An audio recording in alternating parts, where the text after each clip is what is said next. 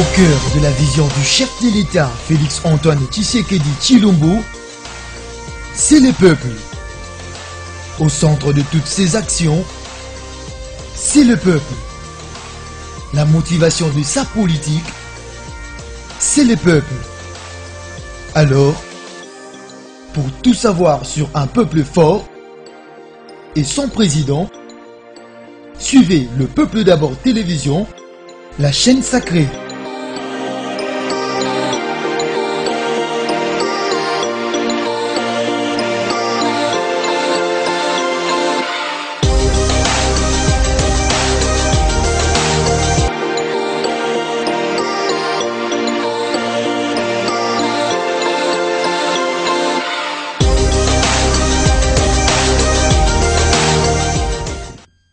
Très bien, merci beaucoup mesdames et messieurs fidèles de cette chaîne de l'information Le Peuple d'abord télévision. Merci encore une fois de votre confiance renouvelée à travers cette émission réalisée. C'est votre émission socio-politique et économique dans laquelle nous parvenons à faire des analyses sur l'actualité en Bokanabiso, la République démocratique du Congo, comme d'habitude.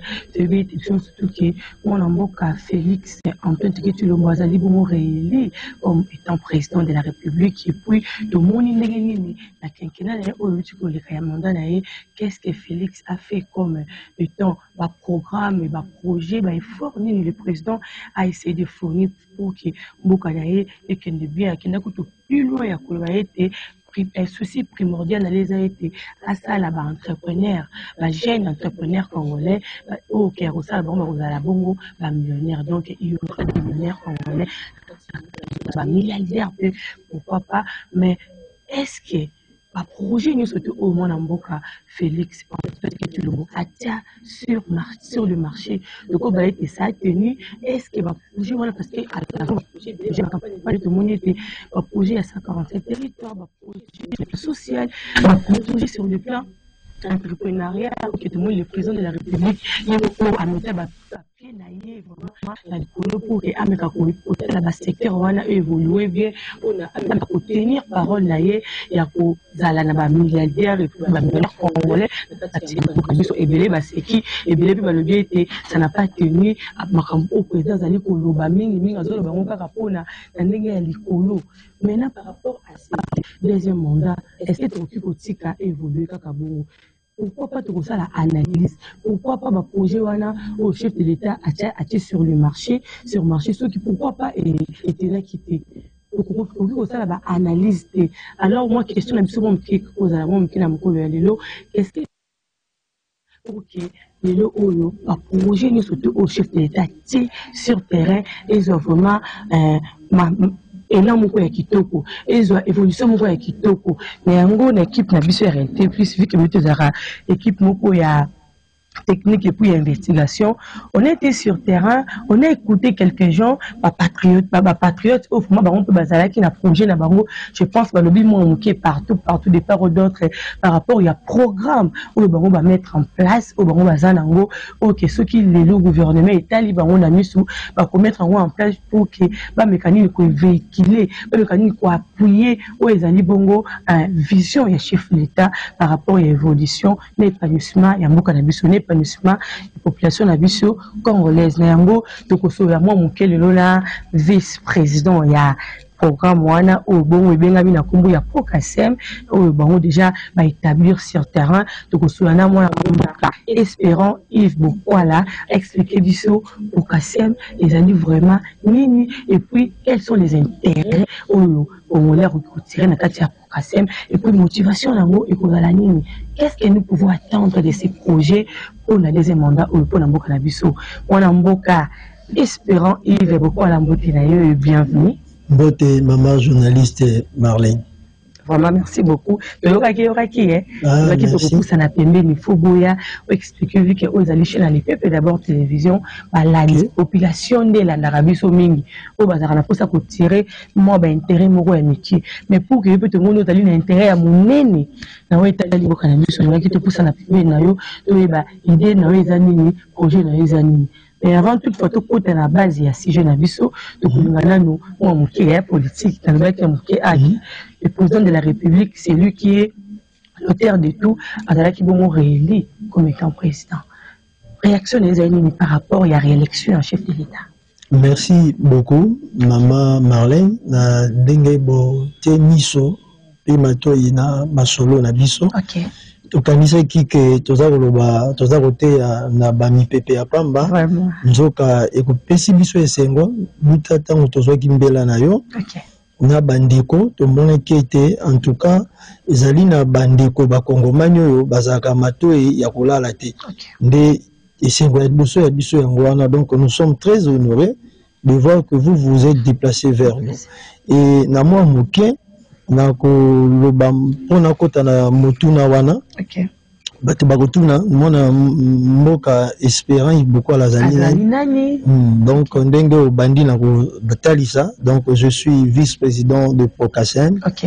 Procasem, ça veut dire le programme de création accélérée de la classe moyenne en République démocratique du Congo. Ça dit beaucoup. Ça dit beaucoup. Voilà Torokota. Okay. Et en même temps, on a nazali nango lelo, nazali pe na otaki pe kozala moko ya oyo babengi panel du chef de l'État.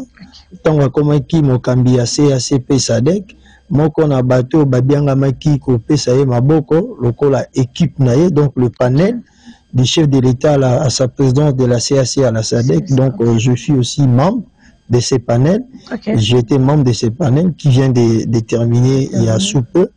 Et en même temps, nazali pe moko ya bakambi isanga ya bateau ba zwaka makanisi pona maitali politique. Donc je suis le président national de la dynamique Victoire du Peuple, Oyo Zabongo Dinavip, Oyo, et Pesaki Pe Maboko na Mokonzamboka, na Maponami, Ute à 2018, na Oyo Pe Yambala Oyo, na moi Mokwise, Oyo, Soki Pe Tobakisi Mwamboke, Nazali Pe Moko ya Batongi, Oyo Tobengi, cercle de mouvement associatif allié à l'IDPS. Okay. Donc, Yango Moni Elembo ya Moniere tozolanda bobele nzela. Voilà na moi mokuse pona bandeko bayeba tuuti wapi tozali banani.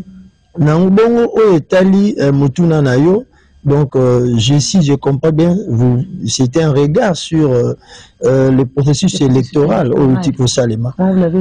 Voilà. Na moi moke naza na makambo bela kolobate mais na kotali na botali na vraiment na oeza est important et que pour la première fois, nous avons remarqué dans le processus, la détermination politique. Vous savez, madame, la volonté, c'est la clé de toute chose. Nous avons vu un président qui a respecté les délais constitutionnels sans tergiverser. Ça, c'est d'abord la première note. C'est la plus grande pondération. Vous savez, nous allons noter du régime sortant le fait d'avoir favorisé l'alternance. Ça, on le retiendra de 18 ans, de l'actif de 18 ans du président sortant. Histoire de la vie. Histoire de la vie. Donc, si on a connu aujourd'hui l'alternance, et quel héritage? De même aussi, le respect des délais constitutionnels. Donc, vous voyez que celui qui pourra, peu importe les temps, donc, chaque personne qui viendra dans ces pays, il se verra obligé de respecter les délais d'organisation des cycles électoraux. Donc là, vous voulez dire que Tshisekedi a quand même respecté. Voilà, ça c'est la plus grande pondération qu'on va mettre dans l'actif, na mandat na Outi Oleka. Donc c'est la première note. Deuxième note, Ezali, nous avons vu le Congolais se démontrer déterminé plus que jamais pour la question de la souveraineté de leur pays. Parce que les élections sont avant tout une question de souveraineté. Pendant que biso bakolo bokondi tokopesa na motote. Les alliés sont motosimbi mando qui quelqu'un qui se décide d'aller se camponner quelque part na ndenge to yebi magambeza ko tambola batumi baleto biso to banani balbino to zuma mandoki to kuma bakondi. Le peuple a démontré que le seul détenteur du véritable pouvoir et souverainement, c'est le peuple congolais. Et voilà, et l'Okwana, bato bakena ba hôpital, bakena ba cathéter, on a vu. Moi, je sillonnais certains centres. Vous voyez, Moutouna Eta Moko, il y a bien été, albina yoko voté na Rozonga, des vieillards ont attendu, Nikolo Bazeli, tout. Donc là, on est aussi dans les censés actifs. Et maintenant, pour ce qui est technique, nous allons noter pour la première fois, ça j'ai dit coup de chapeau, même si toute œuvre humaine n'a pas d'imperfection, parce qu'elle est perfectible, pour la toute première fois de l'histoire des cycles électoraux, on puisse créer par la commission électorale une commission de sanctions. Qui a créé plus de désordre. Bien sûr, on peut le dire parce que c'est une première expérience. Les gens disent. C'est une première expérience. Mais si déjà les compétiteurs, ceux qui n'ont qu'une irrégularité, qui n'ont pas cycle passé, qui n'ont pas cause de tribunaux, qui n'ont pas défendre, mais déjà la CENI a pris ses responsabilités. Et nous pouvons dire un coup de chapeau au président de la CENI, Kadima.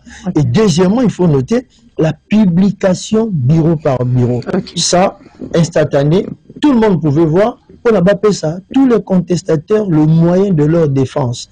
Et bimina pourquoi donc nous pouvons dire dans l'ensemble, ces sites électoraux c'est plutôt bien déroulé en dépit de quelques ratés au Yebike, Izangakate, na Makambuno surtout. Voilà. Merci beaucoup, Mouabouka. Merci, maman. Merci beaucoup, président. Tout le temps qu'on a vu, il y a un sujet vraiment où tout à qui puisse s'intéresser, un sujet intéressé. Na moni peut déjà aussi dévoiler moi qui na mi tuna ki moi qui sont ni mtu akoza na idée azali nekaka un simple patriote mais là na moni moi ba casquette ba TV qui oza wana depuis kala pona mboka na yo donc tu es parmi les jeunes au ba combattant au ba nukaka peu plus pour l'évolution par rapport à mboka na mboka parce que là na qui bazali la procasser. Au Procassem, ça peut même arriver à créer plusieurs emplois pour les Congolais, ça peut même aider les projets 145 territoires, ça peut même aider les projets, ça peut même aider la vision du chef de l'État. Alors, ça m'avait vraiment tiqué. Quelles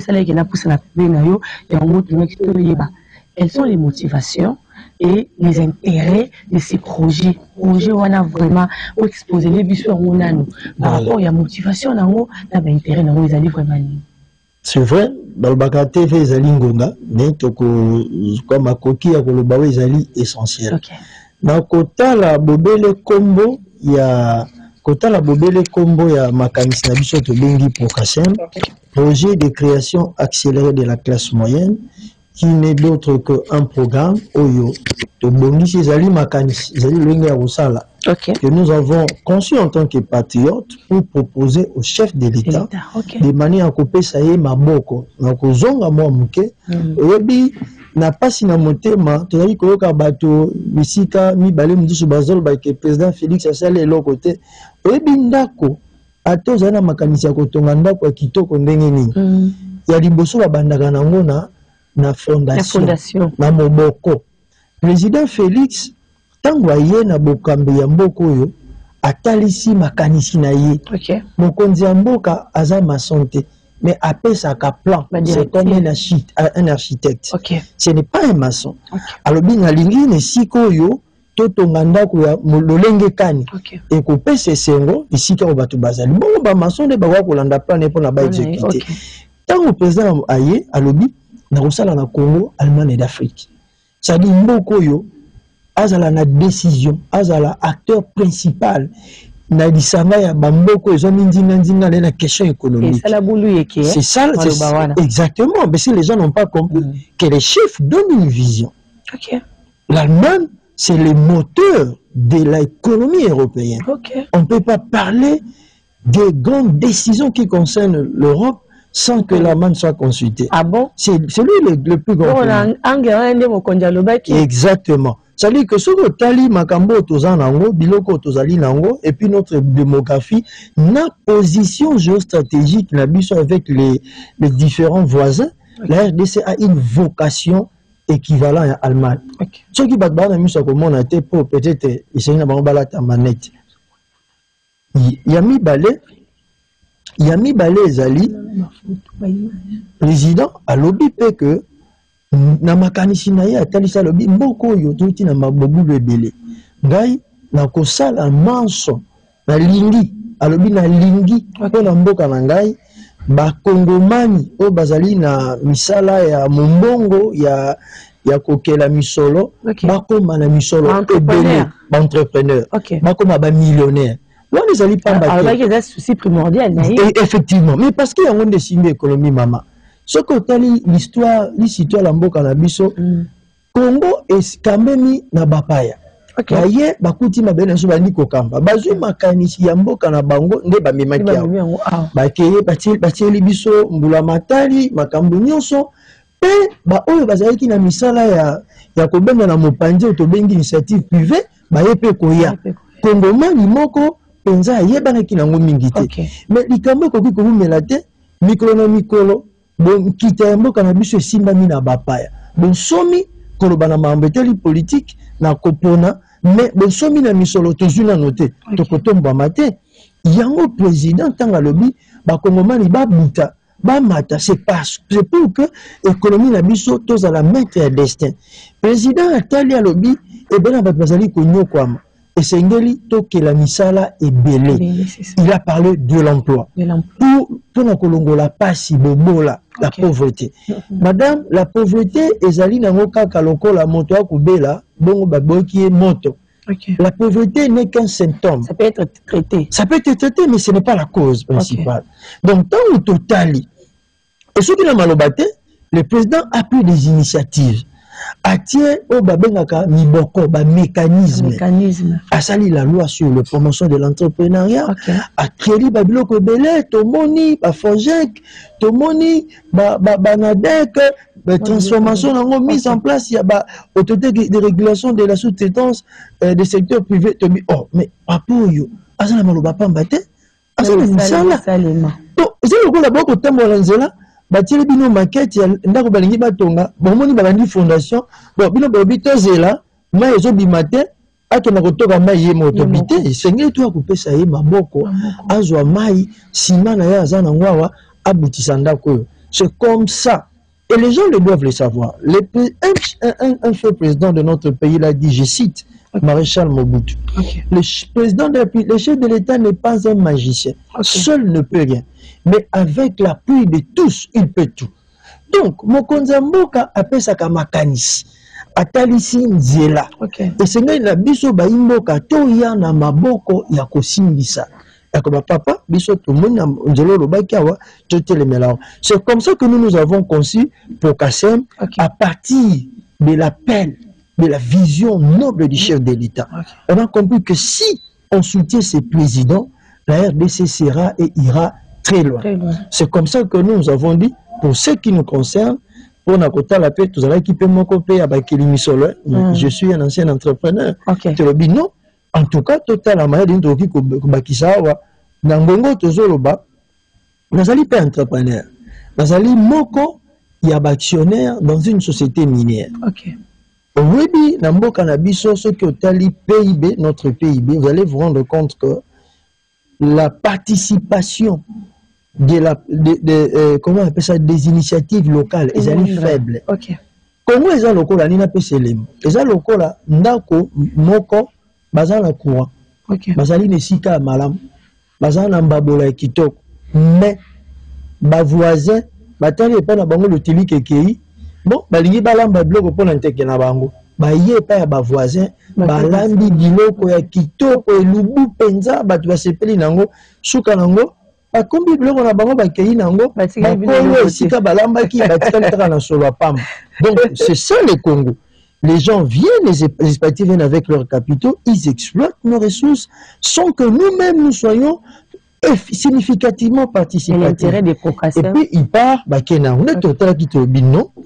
Na makanisa au président azotambola, zandongo biso pe tokanisa ki. Tu ya topesa ye maboko, topesa makanisi oyo kopesa mokonzi makoki.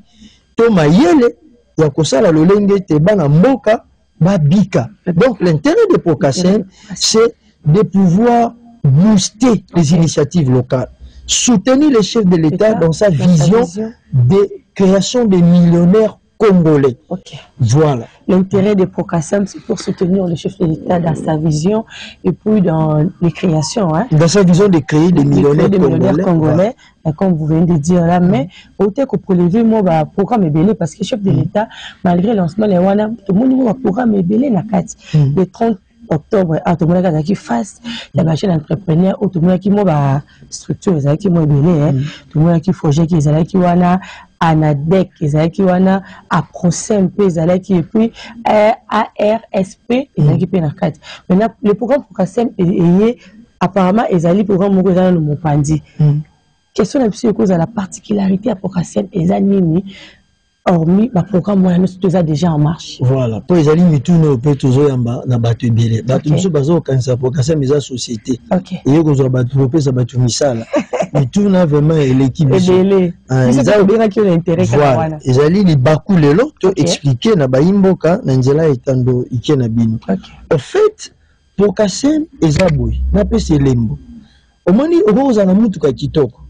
osombi Porsche na yo to limousine ezaka na se mais ça kitoko za yatalo okotambola nango na bisika ndenge nini foza na mokumbi ayebi yango soki ote ozu mokumbi ayebi yango te ekotelema kaka wana lokola ekeko donc mokumbi yango mpe foza ya bien voilà mokumbi aza mpe ayebi mpe mécanicien ayebi oyo alors ozomona madame kaka na likanisi oyo nandakisa na pesi le président avec mise en place ya bastructure na lobi eza miboko notamment Forgec et la autorité de régulation de la sous-traitance dans le secteur privé ezali ba makoki ya pesi na mboka ah bon oui ezali ba makoki ya Forgec ezali makoki ya mikete na kokota na yo teli Forgec ko oyeba motu ya Procasem Forgec ezali fonds de garantie de l'entrepreneuriat des Congolais on a ça la publicité na bangote ba pesa ki yango poza lokola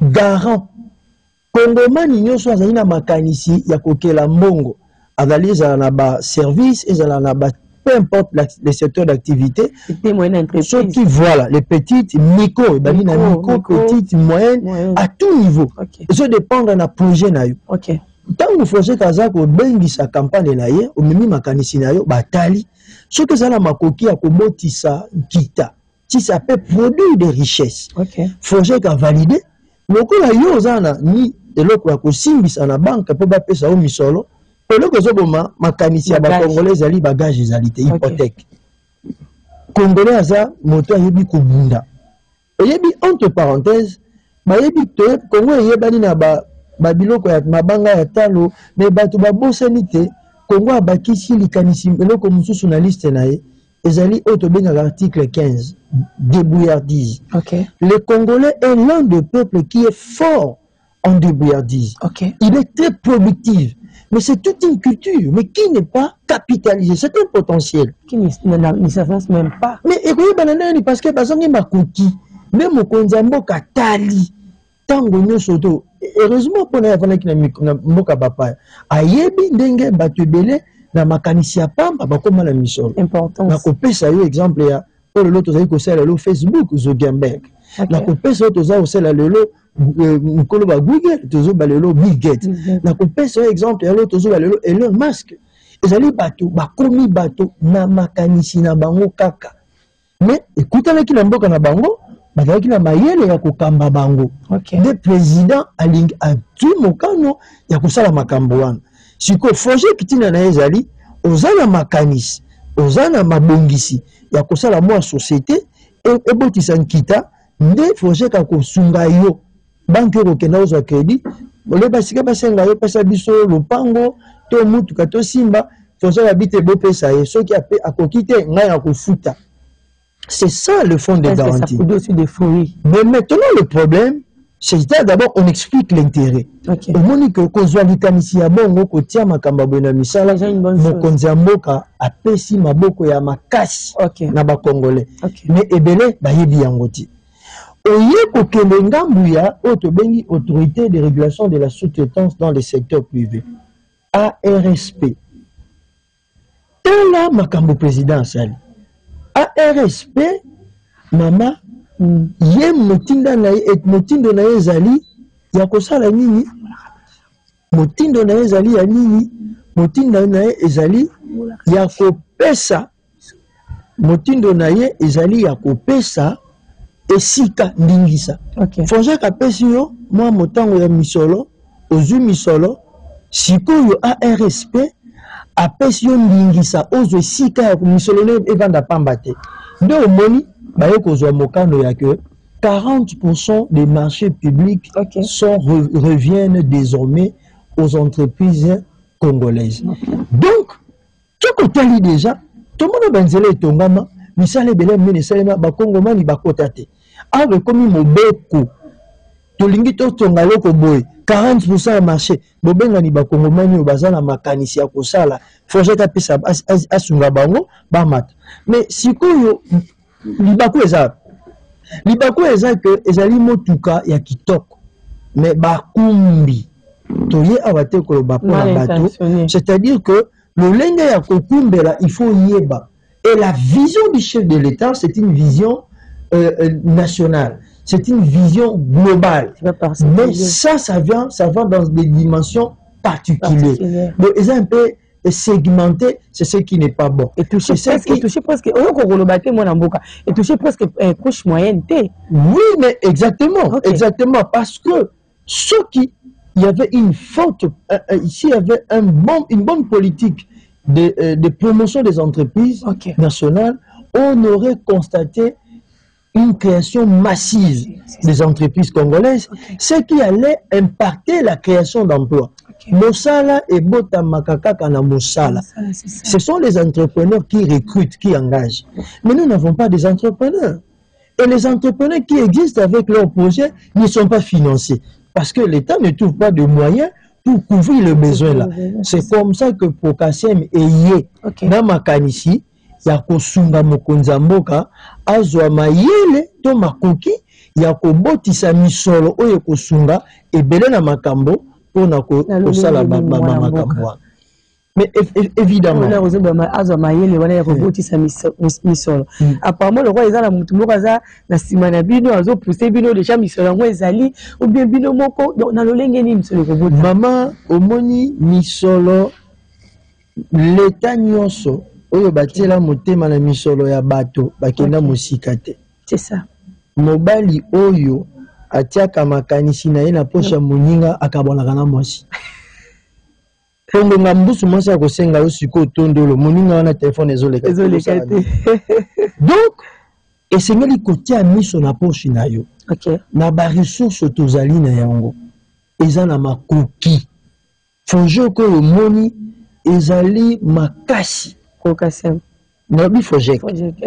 Yango moni zo pokase mais ye lokola siko lokola clé. Pona ko fungola. Esika ekangami passe à moi kilo. Voilà pour que mitukawana etambola lolenge elongo bani. Je vais vous donner un exemple. Na po ezali mokondi azala mokondi makambo mususu bapesa kana na moto ayambo yende akososola na makambo azali nango mais tokoloba na lolenge ya essentiel pona kokota na ba détails techniques te. Tani ndakisa Fojek epokase mazali na makanisi.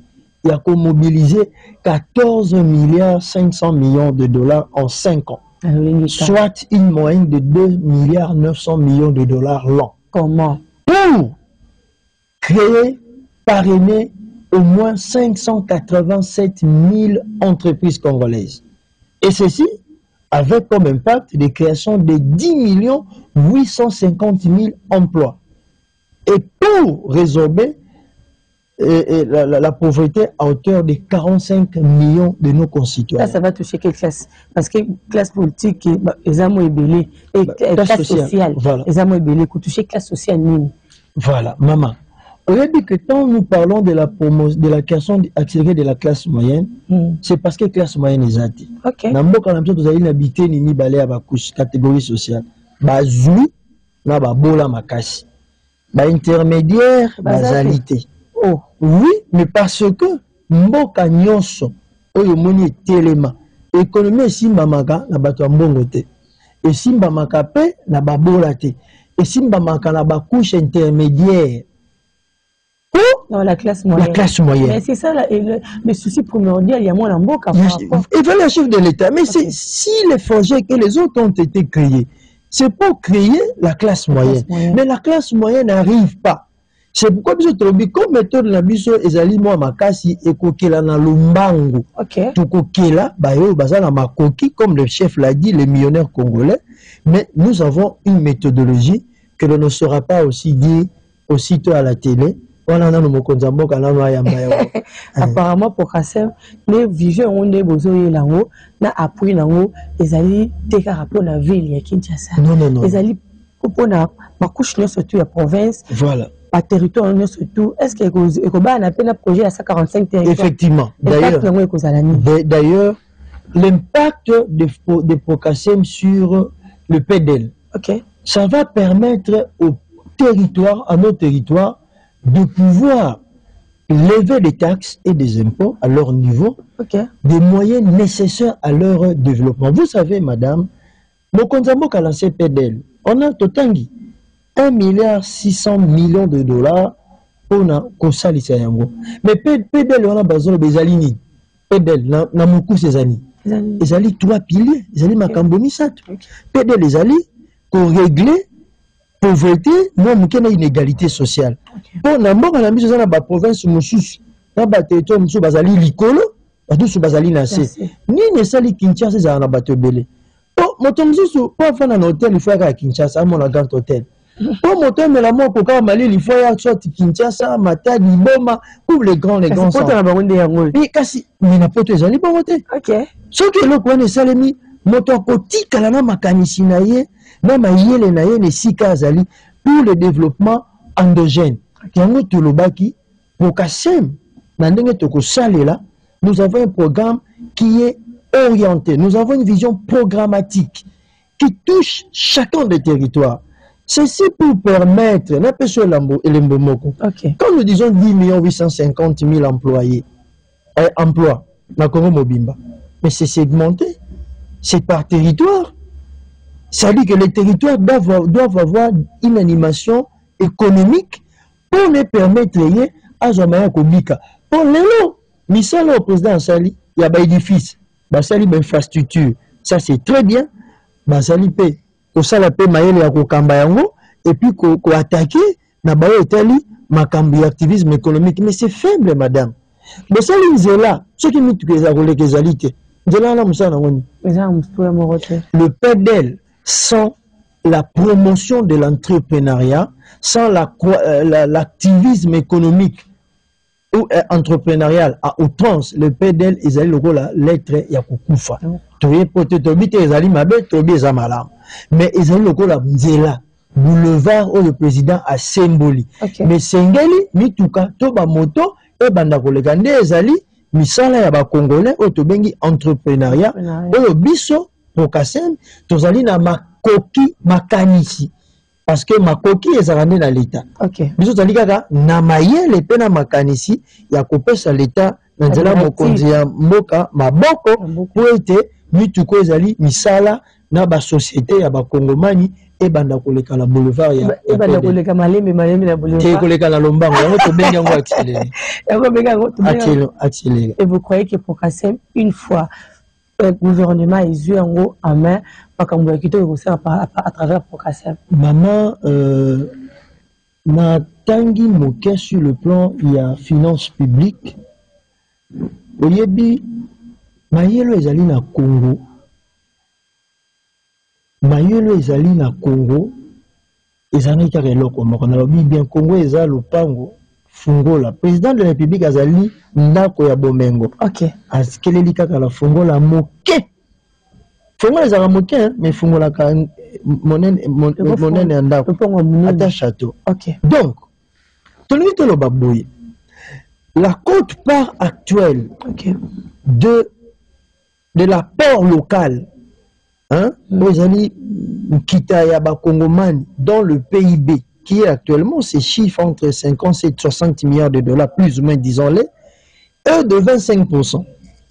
Ça veut dire 75%, ils allaient IDS, des investissements directs de l'étranger.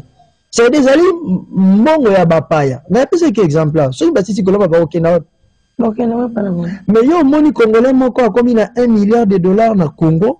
Na misala na yepa ke kolia ngono son libanda bazala raté hein oui ami bazomi bomba pour balingite bazomona ke l'état ta bami bimisi yo kama longue kozala nde yango tozoloba ba congolais bazali ebele makanisi ezali moni toza kobanga koboya po moni mayele ya liboso badisizaka na mokonzi ya yambo aza na badirective akoloba te nga na ndaki ayeleka boye yango tolingi tobaki primeur ya programme oyo tobombeli bobele ye ye nde akoyamba akotala ntina na yango motuya na yango mpe akovandisa bao babiangami basala yango na bi bon sika nde toye kozwa ndingisa enge bene na mitundo ya kopesa nde koya kobeta lisolo comme c'est ça vraiment remède moko donc il y a ma casse pour le développement de la population congolaise mais surtout le plan je peux dire maman na koyebisa yo si on peut se permettre de le dire Okase Mizali na mokuse près d'1 million d'entrepreneurs congolais actifs sur tous les 145 territoires. C'est-à-dire chaque territoire azana ba kelimbongo na ye ya ko détecter azana ba bazo kotisa bazo sala misala nkita na bango ezo tombama na territoire. C'est déjà le PDL. C'est déjà les 145 territoires. Bada ko kotisa mbongo na mbula matali na buta déjà na territoire. Pour casser le lobby 10 millions d'employés na Congo Mobimba. C'est-à-dire que ce qu'on dit division par 145 territoires, aux ans Motango, il y a déjà pas moins de 500 000 emplois par territoire. Pour Kassem veut dire 45 millions de Congolais. Oyo bakozanga lipa ya kolia te, bakozanga eske ya kovanda te, bakozanga pe makoki te kokena na l'hôpital. Parce que ça cause la conséquence, il y a des millions d'emplois que ça a créé. Mais il y a un peu d'aide. Mon konzambo kalobi santé pour tous. Mon konzambo kalobi amélioration à logement. Mon konzambo kalobi insuffisance alimentaire. Mais mon toit n'a bon côté ata balobi ke mbisi yango ekotele makiti na 100 francs. Ata bakiti si le mbisi na 100 francs. Yo za na me atokoli ani. Mon topa osombela za atokoli ani. Ce qui a tabalobi l'hôpital yango kuna ezali ofele bon alors la mokonzi mboka bongisi mama yo vami kuna na bumbu to na kanluka oza pe na mbonga ticket ko komandenge soit yo za na mbongo soit za na moto akufutela yo ndi yango Pokasem avec de bonnes initiatives. Pokasem Oyelibiso, projet il y a 10 millions d'emplois. Pokasem Oyelibiso, projet il y a quoi accompagner vision chef de l'État. Notre question est celle-ci. Vous êtes déjà à quel niveau par rapport à tous ces projets? Bon. À ces projets plutôt. Niveau tozali biso to silisio to babengaka conception. Ok. Nous avons fini les études. Nous avons fini nos études, nous avons fini le document stratégique. Okay. Maintenant, pour la mise en œuvre, il allait dépendre de Go. Parce que ça n'a pas de dimension où ils ont relevé dans le secteur privé, dans le domaine privé, et ça n'a pas de dimension où ils ont relevé dans le domaine public de l'État. Dans le domaine public de l'État, Nesika Mokonzambo, Kazan Ngwende Naï. Beaucoup ça les lots côté ceux qui appellent si n'ingisate. Yango sengelaki ceux qui tango ya ko lisolo ko pesama na mokonzambo ka tango ko zwa makoki ya ko sosola yango nde na sima akuyeba kulenga ko tambusa po et c'est sili pour que ça meteli ya tolo ba volonté ya mokonzambo. Vraiment. Voilà. Bona lo bala mo pousser. Bona ba volonté ya mokonzambo. Volonté ya mokonzambo. Donc c'est ce que vous attendez du chef de l'État. Effectivement. Sa volonté directement. Effectivement. Ok, votre mot de la fin. Liloba biso ya suka ezali mokonzi ya mboka alobaki na mandat na ye wana azwaki bokonzi alingi mboka na biso koma Allemagne d'Afrique. Ok. Pour comme Allemagne d'Afrique, il faut quitter et tomber la richesse. Or richesse et tomber maka mingi na bopesi maboko ya bala mboka. Ok. Mingi na bapayate. Or, bana mboka, batala makanisipe, mais bazangi makuki. Mokonza mboka lobaki, na yango, na lingi, na pesa bino makuki, po boko ma, na bojuebele, bosunga mboka. Na bosunga makoki wana, debiso Pokasem totali. Soki bana mboka bazui makuki, bako pesa misala na bandeko na bango, mola linzala akozala te yango biso tolobi na mituna na yeno so misato wana trilogie ya reine Félix Tshisekedi ezali l'émergence économique, le social, émergence à classe moyenne, et puis toi, éradication et la pauvreté. C'est ça la trilogie de Félix Tshisekedi. Félix Tshisekedi se résume en 3 dimensions. Et biso totali, ton monani, ton kutani na makoki fungola. Yango toza koloba. Toza kobeta loseba na sepeli mingi ndenge sango na biso tonivaki te ke kotambola boye tango bandeko ya etando mosusu bayambaki biso bapesaki biso matoi nde tolobelaki na motuna wana yango liloba na biso ya suki ezali bakongomani oyo mpe bazali lokola biso totikela mokonzi ya mboka ye mei mokumba te tozwa makanisi tosangisa liboso ya mokonzi azali na volonté. Il a déjà mis le dispositif et nous, toye, bon ça l'appelle lokola biso, ya komemela sango, toye nazana motema, ya koyeba lokola mukumbi ya mboka, oyo koki mbongani ne sengeli, ona kosala yango meto kanisi na deuxième quinquennat oyo mokonza mboka ayambi, ezali elembo ya litatu li malamu ya bakongomani. Tobengi yango mandat miracle. Pour nous, au Kassem, nous disons président Félix Tshisekedi va faire des miracles congolais, comme Lula au Brésil. Voilà, merci beaucoup. La là, c'était le vice-président expérant Yves Bokwala, le président de Pokasem. Ce projet, vraiment, ils ont initié pour s'associer à la vision et chef de l'État pour aider la vision du chef de l'État par rapport à développement, par rapport à entrepreneuriat, par rapport à Makamoumoa et Belé, vraiment, moko en personne, à Outikoloba, à Bosenga qui est faux, à l'écapé à niveau, il y a étant de la mission, et puis d'abord télévision, avec un peu expliquer la population congolaise à travers cette émission en réalité, plus vu qu'ils ont une émission moko, il y a le côté plus mink de Ngolbara Lingala, là, il y a un qui est montonio surtout, à ta maman parce que entrepreneuriat eza ka eloko ote ke bato batangi nde basala kayango eza eloko eutaka na moto initiative voire même maman aza ko sala bilanga ce qui est le but ya bibongo na ndenge moko ya moto ya aza entrepreneur moto nyonso surtout oke a créer ka eloko moko oyo botaka mosolo soko ngo botango na ndenge moko ya développement ya bien au comme entrepreneur vis-à-vis ya mboka na pour apporter quelque chose et puis pour casser groupe ya groupe wana oyo ya ba patriote ba mona qui était ezala ba vision embelo etiami oyo pezali nango ko exercer normalement mais apparemment classe moyenne ezali na partie. Alors pour la classe moyenne ezala na part il faut Pokasem ait na quelques idées.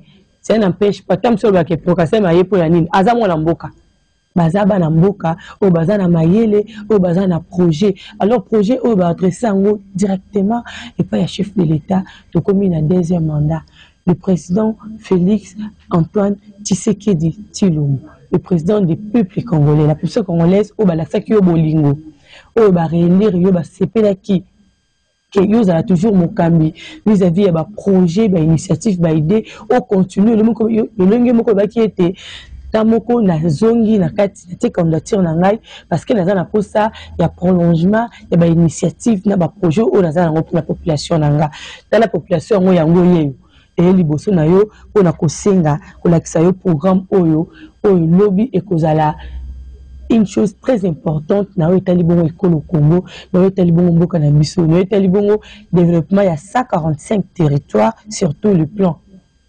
économique, social, donc nous surtout l'activité, nous surtout il y a cause à l'école na yango, mais yango to komi plus na suka émission na biso, je pense aux ezamba ali bosote to ya mabino ndeko Yves ezamba ali bosote akoleka et puis le message sera toujours donné dans la position yo surtout to repesa message wana jusqu'à ce que bokolo ka biso to komi bongo na suka émission na biso là j'ai dit un grand merci na biso na émission en réalité plus il y a caméra qui bon agent de Temo Kendi et puis na régie de qui bon la Provalio Ambela assisté par Aaron il y a ceux qui aident Aaron ou ceux qui aident Moïse mais assisté par Aaron toujours donc tout le monde bon le numéro Koya ciao merci beaucoup.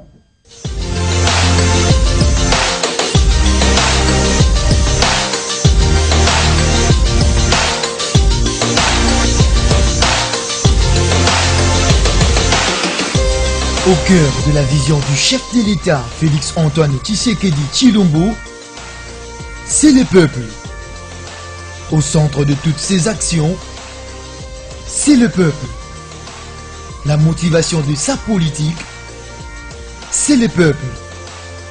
Alors, pour tout savoir sur un peuple fort et son président, suivez le Peuple d'abord télévision, la chaîne sacrée.